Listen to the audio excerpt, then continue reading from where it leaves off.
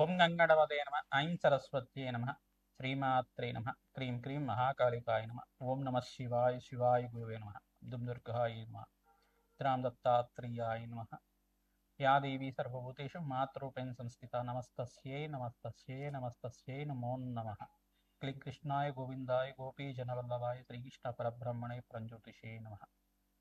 జయ గురు దత్తాత్రేయ నమ. యూట్యూబ్ ప్రేక్షకులకు అందరికీ కూడా నమస్కారం అండి. నేను పాలపర్తి గురునాథ్ శర్మ, జ్యోతిష వాస్తు సిద్ధాంతిని. మీకంతా కూడా గోచారీత్యా గ్రహాల యొక్క స్థితిగతి, కలయిక, ఖగోళ శాస్త్రంలో గ్రహాల యొక్క ప్రభావం అంతా కూడా ఈ యొక్క గోచార చక్రవశాత్తు మీకంతా కూడా ఎటువంటి ప్రభావం చూపిస్తున్నాయి. గోచార చక్రంలో ప్రధానంగా డిసెంబర్ నెల మాస ఫలితాల్లో భాగంగా మీకంతా కూడా చూసుకుంటే ప్రధానంగా ధనుస్సు రాశిలో అంతా కూడా చతుర్గ్రహ కూటమి అంతా కూడా సంభవిస్తుంది.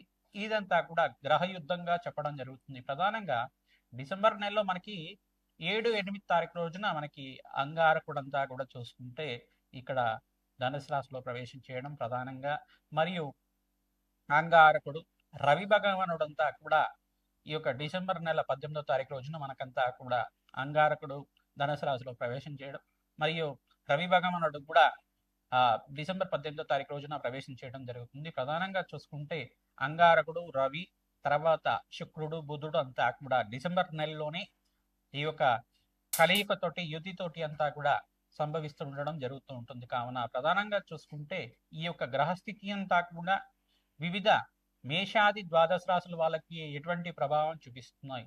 స్వల్పంగా మిశ్రమైన ఫలితాలు ఇస్తూనే ఇక్కడ బృహస్పతి యొక్క శుభ దృష్టి అంతా కూడా స్వరాశి అయిన ధనుసు రాశి మీద పడడం వల్ల సమతపక దృష్టి అనేది ఉంటుంది. 5వ తారీఖు రోజున ఈ యొక్క బృహస్పతి అంతా కూడా డిసెంబర్ 5వ తారీఖు రోజున నుంచి ఈ యొక్క అతిచారం నుంచి తిరోగమనంలో అంతా కూడా ఈ యొక్క మిథున రాశిలో సంచారం చేయడం, మళ్ళీ జూన్ 14వ తారీఖు దాకా అక్కడ స్థిరంగా ఉంటారు.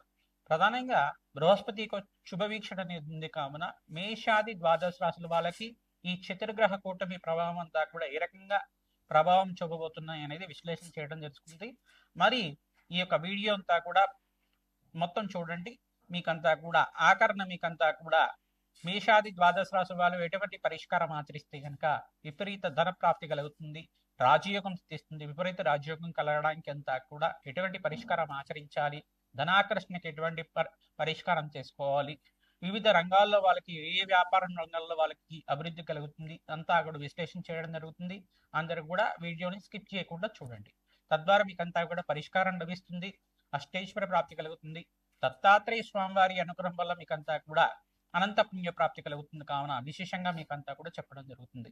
ప్రతినిత్యం కూడా మీరు ఈ యొక్క నవగ్రహారాధన విశేషంగా ఆచరించాలి. మరియు నవగ్రహాలకి జపాలు, దానాలు చేసుకోవడం వల్ల గ్రహశాంతి కలుగుతుంది. మరియు యజ్ఞ హోమాది కార్యక్రమాలు ఆచరించడం వల్ల నవగ్రహ శాంతి కలుగుతుంది. ప్రతినిత్యం కూడా నవగ్రహ దేవాలయంలో ప్రదక్షిణాలు, అభిషేక హోమాది కార్యక్రమాలు ఆచరించడం వల్ల ప్రశాంతమైన జీవితం కలుగుతుంది. కావున అందరికీ విశేషంగా పరిష్కారం చెప్పడం జరుగుతుంది. ప్రతినిత్యం కూడా మీరు గోమాత సేవ చేయడం వల్ల అదృష్ట యోగం సిద్ధిస్తుంది. దత్తాత్రేయ స్వామి వారి అనుగ్రహం అంతా కూడా పరిపూర్ణంగా లభిస్తుంది. ఈ మార్గశిర మాసంలో అంతా కూడా దత్తాత్రేయ స్వామి వారి ఆరాధన చేయడం వల్ల విశేషమైన పుణ్యయోగం సిద్ధిస్తుంది. ఈ యొక్క అష్టమి తిథి రోజున దత్తాత్రేయ స్వామి వారికి ఎవరైతే విశేషంగా ఈ యొక్క దత్తాత్రేయ స్వామి వారికి అనగాష్టమి అనే వ్రతాన్ని ఆచరిస్తూ ఉంటారో దత్తాత్రేయ చరిత్రని పారాయణం చేసుకోవడం వల్ల అదృశ్యయోగం సిద్ధిస్తుంది, గురుకటాక్షం లభిస్తుంది. తద్వారా మీకంతా కూడా శుభమైన కార్యక్రమాలంతా కూడా గృహంలో సిద్ధించడానికి, కళ్యాణము మరియు విద్య కానీ, ఉద్యోగం కోసమైనా కానీ, వివాహాది శుభకార్యాలు జరగడం కానీ, గృహయోగం సిద్ధించడం కానీ గురుకటాక్షం వల్ల లభిస్తుంది. కావున మేషాది ద్వాదశ రాశుల వాళ్ళు ఈ యొక్క చతుర్గ్రహ కూటమిలో ఎటువంటి పరిష్కారాలు ఆచరించాలి క్లుప్తంగా మీకు విశ్లేషణాత్మకంగా అంతా కూడా విశ్లేషణ చేయడం జరుగుతుంది. ప్రతినిత్యం కూడా దత్తాత్రేయాయ స్మరణ మాత్రైన సంతుష్టాయ నమః ఇటువంటి నామాన్ని జపాన్ని ఆచరించండి. తద్వారా నామస్మరణ మాత్రం చేత దత్తాత్రేయ స్వామి వారి అనుగ్రహం అంతా కూడా పరిపూర్ణంగా లభిస్తుంది. కావున విశేషంగా చెప్తున్నాం, మీ జన్మ జాతకమే ప్రధానమైన జాతకంగా ఉంటుంది. ఈ జన్మ జాతకంలో ఎటువంటి జాతకంలో ఉండే దోషాలకంతా కూడా పరిష్కారం ఆచరించడం వల్ల శుభయోగం సిద్ధిస్తుంది. కావున విశేషంగా అందరికీ కూడా చెప్తున్నాం. ప్రధానంగా గోచార చక్రం అనేది మనకు గ్రహాల యొక్క స్థితిగతి, కలయిక, వాటి ప్రభావం అంతా కూడా విశ్లేషణ చేస్తుంది. జన్మ జాతకమే ప్రధానమైన జాతకము ఉంటుంది. మీ జాతకంలో ఉండే గ్రహ దోషాలకి పరిష్కారం ఆచరించాలి. మరియు గోచార చక్రంలో ఉండే గ్రహాలకు కూడా వాటి ప్రభావం మన జాతకం మీద లేకుండా వాటికి కూడా శాంతి కలిగే విధంగా చేసుకోవడం వల్ల శుభయోగం సిద్ధిస్తుంది, అదృష్ట యోగం కలిసి వస్తుంది, గురు కటాక్షం లభిస్తుంది. మీకంతా కూడా అష్టైశ్వర్య ప్రాప్తి కలగడానికి ఆస్కారం ఉంటుంది. మీనరాశి జాతకులకి గోచారరీత్యా డిసెంబర్ నెల మాస ఫలితాల్లో భాగంగా ఈ చతుర్గ్రహ కూటమి సంభవిస్తుంది. డిసెంబర్ నెలలో అంతా కూడా అంగారకుడు, రవి, బుధ, శుక్రుడి యొక్క కలయిక అంతా కూడా చతుర్గ్రహ కూటమిలో అంతా కూడా సంభవిస్తుంది. ప్రధానంగా చూసుకుంటే ఈ యొక్క గ్రహస్థితి అంతా కూడా మీనరాశి జాతకి అంతా కూడా మిశ్రమైన ఫలితాలుగా చెప్పడం జరుగుతుంది. ఏలినాటి శని ప్రభావంలో ఉన్నారు కావున విశేషంగా శనీశ్వర ప్రీతికరంగా తైలాభిషేకము, నలనములు దానం చేయడం వల్ల రాజయోగం సిద్ధిస్తుంది. ప్రధానంగా బృహస్పతి మార్పు వలన మీకంతా కూడా రాజయోగం సిద్ధిస్తుంది. ప్రధానంగా ఈ యొక్క బృహస్పతి అంతా కూడా మిథున రాశిలో సంచారం చేయడం, చతుర్థ స్థానంలో సంచారం చేయడం వల్ల రాజయోగం సిద్ధిస్తుంది. అదృష్ట కాలంగా చెప్పడం జరుగుతుంది. మాసాంతంలో విశేషమైన శుభవార్త వినడానికి ఆస్కారం ఉంటుంది. డిసెంబర్ 18వ తారీఖు రోజున మరియు 28వ తారీఖు రోజున మంచి శుభవార్తను వింటారు. అదృష్ట కాలంగా చెప్పడం జరుగుతుంది. అష్టైశ్వర్య ప్రాప్తి కలుగుతుంది. మీకు స్వల్పంగా ఈ అమావాస్య తర్వాత నుంచి మీకంతా కూడా రాజయోగంగా చెప్పడం జరుగుతుంది. ప్రధానంగా అంగారకుడికి, బృహస్పతికి, శుక్రుడికి, శనీశ్వరుడికి, రాహువుకి జప హోమాది కార్యక్రమాలు ఆచరించాలి. గోచారిత్య గ్రహాల యొక్క స్థితిగతి ఈ రకంగా ఉన్నాయి కావున జన్మ జాతకమే ప్రధానమైన జాతకంగా ఉంటుంది. జన్మ జాతకంలో ఉంటే సకల గ్రహదోష నివారణ అంతా కూడా ఆచరించాలి. ప్రతినిత్యం కూడా నవగ్రహాలకి అభిషేకాది కార్యక్రమాలు ఆచరించడం వల్ల అదృష్ట కాలంగా చెప్పడం జరుగుతుంది. గోమాత సేవ అంతా కూడా ఆచరించాలి. పచ్చిగా తెలగపిండి గ్రాసాన్నంతా కూడా గోమాతకి తరచుగా సమర్పిస్తుండడం, గోపూజన అంతా చేసుకోవడం వల్ల దత్తాత్రేయ స్వామివారి అనుగ్రహం అంతా కూడా లభిస్తుంది. దత్తాత్రేయ కవచాన్నంతా కూడా పారాయణం చేయించాలి. దత్తాత్రేయ చరిత్రని తరచుగా పారాయణం చేస్తూ ఉండండి. దత్తాత్రేయ స్వామివారి దేవాలయంలో అన్నదానం చేయడానికి ప్రయత్నం చేయండి. గురువారం దత్తాత్రేయ స్వామి జయంతి అంతా కూడా అంటే దత్తాత్రేయ స్వామివారి ప్రీతికరంగా మీరంతా కూడా దత్తాత్రేయ స్వామివారికి గురుకటాక్షం కోసం అంతా కూడా అనగాష్టమి రోజున మీరంతా కూడా ఆచరించండి. అనగాష్టమి రోజున మీరంతా కూడా దత్తాత్రేయ చరిత్రని పారాయణం చేయడానికి ప్రయత్నం చేయండి. అదృష్ట కాలంగా చెప్పడం జరుగుతుంది. రాజయోగం తీసుకుంది. ప్రతినిత్యం కూడా నవగ్రహాలకి అభిషేకం చేయించడానికి ప్రయత్నం చేయండి. పరమేశ్వరుడు ప్రీతికరంగా పసుపుతో అభిషేకం చేయించడం మరియు దత్తాత్రేయ స్వామి వారికి పసుపుతో అభిషేకం చేయించడం, నారికేల జలంతో అభిషేకం చేయించడం వల్ల అదృష్ట యోగం సిద్ధించడానికి ఆస్కారం ఉంటుంది.